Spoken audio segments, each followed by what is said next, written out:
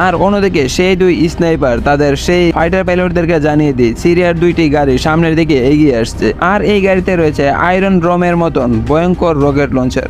তো ট্রাক কিছু দূর আগাতে প্লেন এই গাড়িগুলোর উপরে টার্গেট করে প্লেন থেকে সেই গাড়িগুলোর উপরে মিসাইল লঞ্চ করে। আর মিসাইলের আঘাতে এই গাড়িগুলো একদম ছিন্ন বিচ্ছিন্ন হয়ে যায়। তো সেখানে এই বিস্ফোরণ ঘটিয়ে সেই ফাইটার প্লেন নিয়ে চলে আসে সিরিয়ার আরো ভিতরে। কিন্তু ওই সময় ওই রাডারে পেট্রোলিং করছিল সিরিয়ার আরো এক ফাইটার প্লেন। তখন সেই প্লেন রাশিয়ার এই প্লেনকে টার্গেট করে মিসাইল লঞ্চ করে দেয়। তখন রাশিয়ান এই ফাইটার প্লেন মিসাইলের আঘাত থেকে বাঁচার জন্য তাদের প্লেনকে 380 ডিগ্রি অ্যাঙ্গেলে রোটেট করতে থাকে আর প্লেন থেকে ফ্লার ছুটতে থাকে। কিন্তু প্রথমবারে বেঁচে গেল সিরিয়ার এই প্লেন থেকে ছোড়া দ্বিতীয় মিসাইল এসে রাশিয়ার প্লেনের পিছনের অংশে লাগে। আর অবশেষে প্রাণপণ চেষ্টা করো যখন তারা এই প্লেনটি কোনোভাবে কন্ট্রোল করতে পারছিল না, তখন দুই রাশিয়ান পাইলট প্লেনের কন্ট্রোল ছেড়ে দেয় আর তাদের সিটি রিজেক্ট করে দেয় এবং প্যারাশুট খুলে নিচে আসতে থাকে। আর তারা নিচে আসতে দেখে সেই আবু সুফিয়ান বাহিনীও তাদের দিকে আসতে থাকে। আর সেখানে এই দুই ফাইটার পাইলটের দিকে একদম গুলাগুলির জ্বর বইয়ে দেয়। মারাত্মক এই গুলাগুলির জ্বরে আকাশের মধ্যে একজন ফাইটার পাইলট মারা যায়। আর অন্যদিকে কোনোভাবে সেখান থেকে একজন যান বাঁচিয়ে বেশ কিছুটা দূরে ল্যান্ড করে। তখন সেই আবু সুফিয়ান বাহিনী ফাইটার পাইলটকে মারার জন্য বিশাল এই অস্ত্রের গাড়ি নিয়ে আগাতে থাকে। আর অন্যদিকে সেই বেঁচে যাওয়া ফাইটার পাইলট মাটিতে নেমে দেখতে পায় সেই সিরিয়ার বাহিনী তার দিকে আসছে। আর তার কারণে সে দ্রুত তার প্যারাশুটটি একটি জুপের ভিতরে লুকিয়ে ফেলে যেন বুঝতে না পারে এদিকে যে এই ফাইটার পাইলটটি ল্যান্ড করেছে। তখন এই পাইলট তার কাছে থাকা একটি পিস্তল লোড করে নিয়ে সামনের দিকে পালাতে থাকে। আর অন্যদিকে সিরিয়ার সেই সৈনিক এখানে চলে আসে এবং চারপাশে ছড়িয়ে পড়ে আর সেই রাশিয়ান পাইলটকে তন্ন তন্ন করে খুঁজতে থাকে। আর অন্যদিকে রাশিয়ান আর্মির মেইন বেস থেকে তাদের এই পাইলটদের কোনো সিগন্যাল পাচ্ছিল না, তার কারণে তাদের আর বোঝা বাকি থাকে না তাদের এই পাইলটের সাথে কি ঘটে গেছে। তখন এটা দেখে রাশিয়ান আর্মিরও প্রস্তুতি নিতে থাকে আর সেখানে থেকে এক স্পেশাল আর্মি ফোর্স হেলিকপ্টার দিয়ে পাঠিয়ে দেয় তাদের সেই দুই ফাইটার পাইলটকে রেস্কিউ করে নিয়ে আসার জন্য। কিন্তু তারা তো জানতো না এই দুইজনের মধ্যে একজনকে সেই বাহিনী আগেই টপকে দিয়েছে। তো যাই হোক, এদিকে পাইলটটি একটি জুপের আড়ালে আশ্রয় নেয় আর তার কাছে থাকা স্যাটেলাইট রেডিও ফোনের মাধ্যমে তার বেজের সাথে কন্ট্যাক্ট করার চেষ্টা করতে থাকে। কিন্তু ভাগ্য খারাপ থাকলে যা হয় আর কি। তখন এই সিগন্যাল গিয়ে কানেক্ট হয় এই সিরিয়ার বাহিনীর লিডারের কাছে। তখন সেই লিডার ইয়ারকি মেরে জানায়, ধন্যবাদ তোমাকে তোমার লোকেশন আমাদেরকে জানানোর জন্য।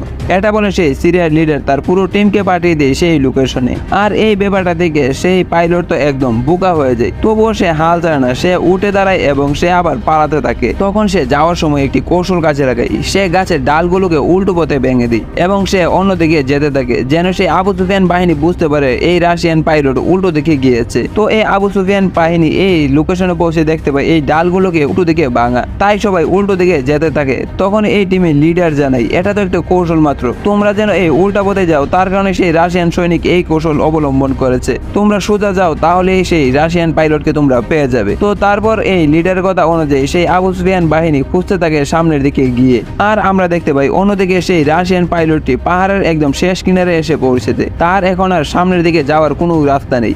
তখন সে পাহাড় থেকে একটু নিচে নেমে একটি পাথরের আড়ালে আশ্রয় নিতে সক্ষম হয়। আর সে আবু সুফিয়ান বাহিনী তখন এখানে এসে পুরো পাহাড় ঘেরাও করে ফেলে আর তাকে তন্ন তন্ন করে খুঁজতে থাকে। আর এই পাইলটে নিঃশ্বাস বন্ধ করে একদম খাপটি মেরে এক জায়গায় চুপ করে বসে থাকে। ঠিক সেই সময় আবার Russian army special force helicopter নিয়ে এখানে চলে আসে। তখন এই রাশিয়ান বাহিনী উপর থেকে সিরিয়ার সৈনিকদের উপরে আক্রমণ করতে থাকে আর এই সুযোগে পাইলট এখান থেকে আবার পালাতে শুরু করে। তবে একজন আবার এই ব্যাপারটা দেখে ফেলে এবং তার পায়ে গুলি করে দেয় আর সে এই ল্যাংড়া পানি এখান থেকে আবার পালাতে থাকে। তখন আবু সুফিয়ানের এই বাহিনী পাইলটের পিছনে পিছনে যেতে থাকে আর তারা পাহাড়ের গায়ে রক্ত দেখে বুঝতে পারে পাইলট এদিকেই কোথাও আছে। তখন তারা আরো ভালোভাবে খুঁজতে থাকে। আর অন্যদিকে সেই স্পেশাল ফোর্স হেলিকপ্টার ইউটার্ন নিয়ে আবারও এখানে আসে আর ল্যান্ড করলে এবার সেই হেলিকপ্টার থেকে স্পেশাল ফোর্স নেমে চারপাশে ছড়িয়ে পড়ে। কিন্তু সেখানে আবু সুফিয়ানের সেই টিম চারপাশ থেকে এমন তাণ্ডব চালায় রাশিয়ানদের স্পেশাল ফোর্সকে একদম শেষ করে দেয়। আর অন্যদিকে সেই পাইলট বুঝে যায় সে খুব বাজেভাবে ফেসে গেছে, কারণ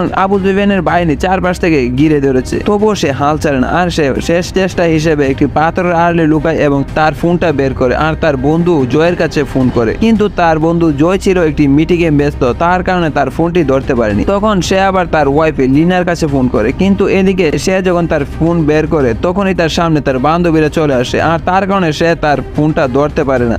তো অবশেষে সে প্রচন্ড হতাশ হয়ে যায়। তো শেষবারের মতো সে তার বন্ধু জয়ের কাছে আবার ফোন করে, আর জয় তখন একটি মিশনের জন্য রওনা দেয়। তখন সে প্লেনে ওঠার আগ মুহূর্তেই এই কলটি রিসিভ করে। এবার পাইলট জয়কে সবকিছু খুলে বলে আর বলে দ্রুত তাকে এখান থেকে বাঁচিয়ে নিয়ে যাওয়ার জন্য। তখন আমরা দেখতে পাই সেখানে অনেকগুলো রাশিয়ান ফোর্স পাঠিয়ে দেওয়া হয়, আর মুহূর্তের মধ্যে এক ভয়ঙ্কর যুদ্ধ লেগে যায়। আর এই যুদ্ধে দুই পক্ষের প্রচুর সৈনিক মারা যায়, কিন্তু এখানে কেউই কার থেকে কম ছিল না। এখানে যে যুদ্ধ দেখানো হয়েছে এটা আপনাদেরকে বলে শেষ করা যাবে না। তবে ভয়ঙ্কর ব্যাপার হচ্ছে এই আবু সুফিয়ান বাহিনী যে কতটা খতরনাক তা শুধুমাত্র এই রাশিয়ানরাই জানে। একদিকে রাশিয়ানদের কাছে পৃথিবীর সেরা ট্রেনিং প্রাপ্ত আর্মি ফোর্স এবং আধুনিক সকল অস্ত্রশস্ত্র এবং ভয়ঙ্কর স্নাইপার, আর এদিকে আবু সুফিয়ান বাহিনীর কাছে আছে AK-47, আর এই AK-47 দিয়ে রাশিয়ান বাহিনীকে একদম মেরে জাজরা করে দিই। যখন এই রাশিয়ান আর্মিরা এই সিরিয়ার সৈনিকদেরকে কিছুই করতে পারছিল না, তখন আমরা দেখতে পাই আকাশপথে ফাইটার প্লেন দিয়ে মিসাইল ছুড়া হচ্ছে এই আবু সুফিয়ানের বাহিনীর উপরে। তো আস্তে আস্তে তাদের উপর মিসাইল ছুড়ার মাধ্যমে আবু সুফিয়ান বাহিনীকে একটু ঘায়েল করে,